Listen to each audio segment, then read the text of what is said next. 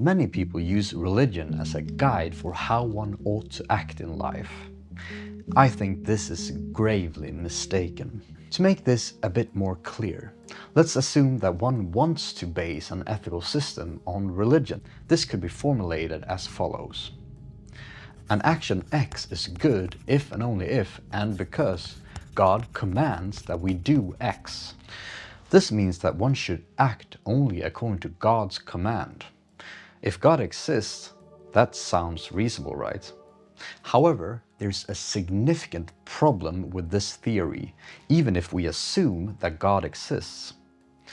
It's an issue that dates back to the ancient philosopher Plato. We encountered this problem in one of Plato's dialogues, Euthyphro, where Socrates discusses the nature of piety with a man named Euthyphro. Plato writes, "Well, I should say that piety is what all the gods love and that impiety is what they all hate. Now, consider this question. Do the gods love piety because it is pious, or is it pious because they love it?" Do you see the issue here?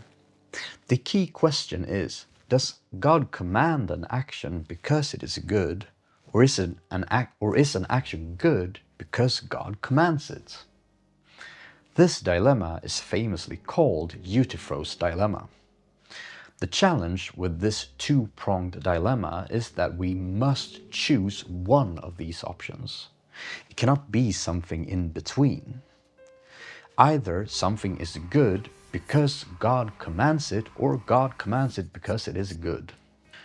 At first glance, this might not seem like a big problem, but whichever option a religious person chooses raises questions about some fundamental ideas within theism. Let's explore both options. First, let's say that an action is good because God commands it. The problem here is that this seems to make all of morality arbitrary. If God decides what is good, then nothing would stop him from, say, declaring murder to be a good action if he commands it. God could wake up tomorrow and completely turn morality on its head, simply because he has the power to do so. One might argue that God, by definition, is good and would never change morality in such a way. But why not? I mean, he is the Almighty. Additionally, if David Lewis, a philosopher we have discussed in depth here on the channel, is correct, then there are countless possible worlds created by malevolent gods, and then in those worlds, torturing a cute dog would be a good action, since the malevolent creator of that world would command it. The main thing is that I just think that morality isn't that arbitrary. And there's yet another problem with this option, and that is the epistemological question. How would we ever know what God commands? Well, some might say that by reading scripture, but aren't there passages in these holy books that contradicts each other?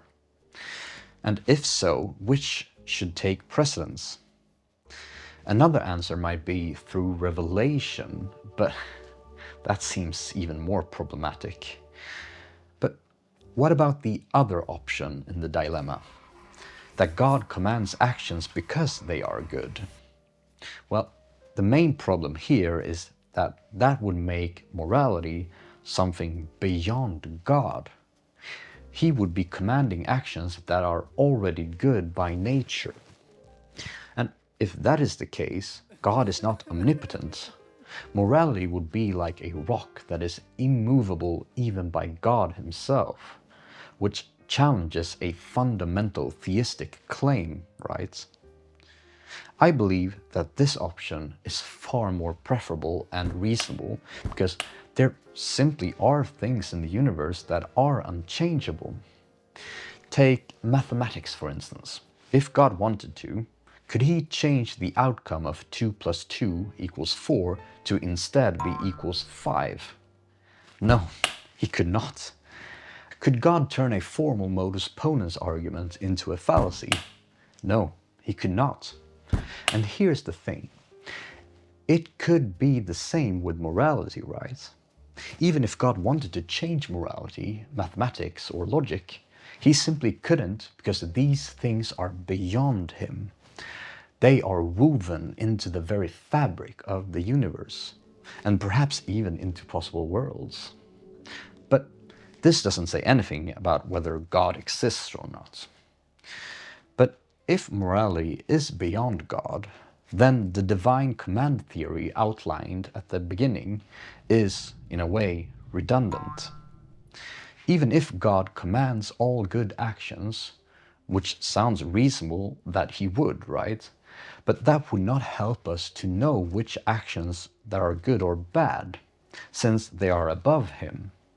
So if morality is beyond God, we cannot ground the notion of morality within him. But then, what can be a suitable foundation? In modern philosophy, the most popular schools of ethics are consequentialism, virtue ethics, and deontology. Consequentialism is, I would say, the most intuitive foundation, since it bases morality on the maximization of utility, happiness, or the satisfaction of preferences, for instance.